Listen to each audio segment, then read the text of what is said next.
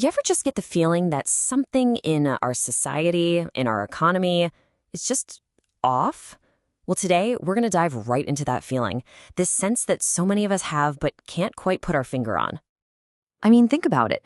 Does it feel like the stock market is living on a different planet from your actual life? That people are just angrier, more divided than you've ever seen? That the news is just one crisis after another, 24/7?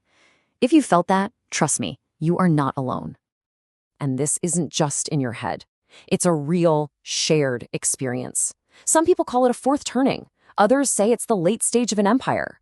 But I love how Andrei Zik puts it here. The name doesn't really matter. The point is, we all feel it.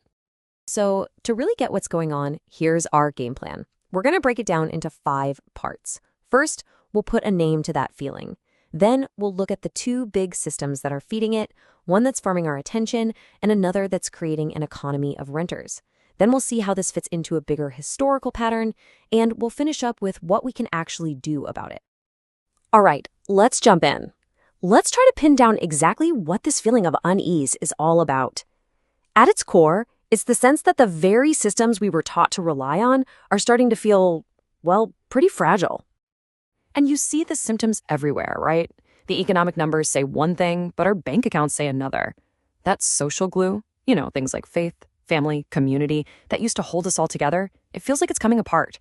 And all of this is cranked up to 11 by a media machine that seems to get paid for making us divided and afraid. Okay, so let's get into the first huge force driving all this.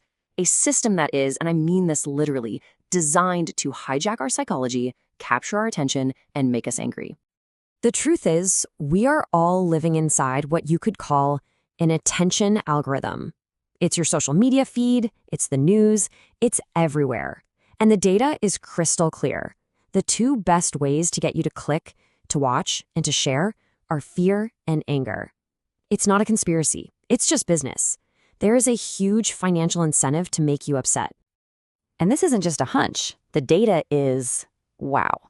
Since 2010, the use of these kinds of emotionally charged, divisive words has shot up by over 500%. Why?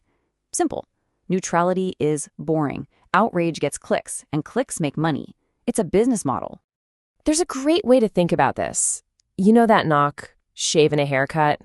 Imagine if someone knocked that on your door but never finished it, never did the 2 bits. It would drive you nuts, right? You'd have to open the door. Well, that's exactly what these algorithms do. They give you an incomplete, infuriating piece of information to bait you into clicking just to finish the pattern. So what's the result of all this?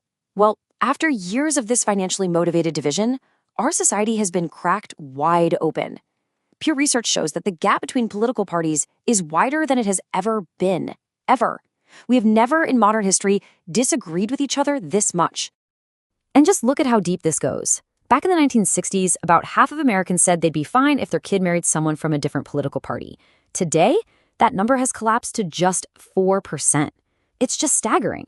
We've gone from disagreeing on policy to basically seeing each other as the enemy. But here is the absolute key.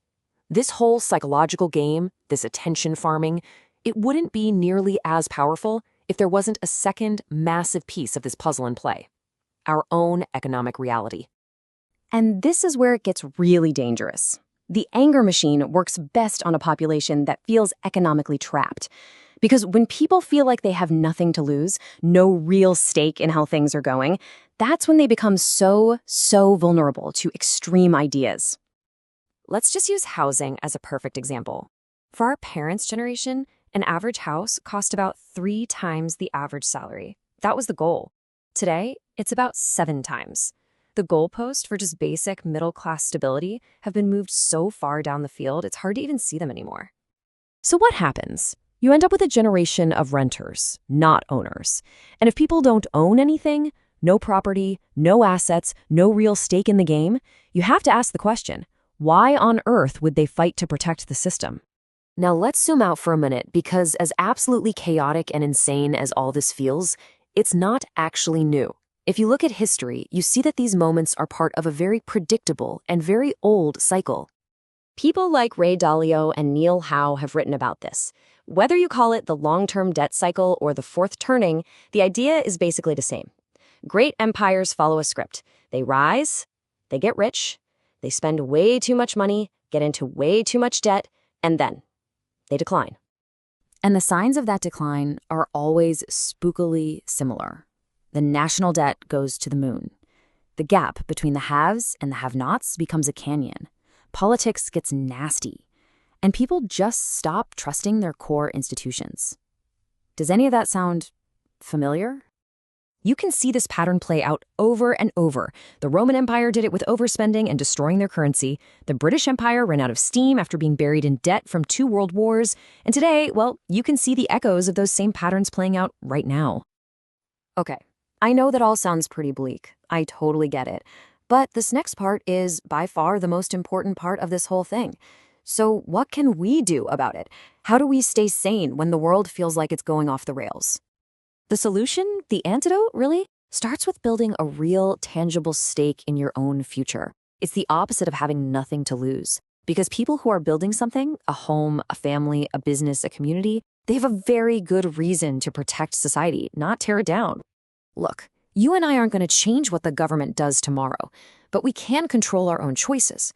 This is about building a personal defense against the chaos. It means being smart, being careful with debt, investing for the long term, building real assets and real-life connections. And most of all, it means understanding why things are happening so you can stay informed without letting all the noise make you bitter. And that brings me to this final idea. So maybe we are living through a fourth turning, a time of crisis. Fine. But on the other side of every single ending is a brand new beginning. History shows that these cycles always lead to renewal. So the real question isn't whether the old cycle is ending.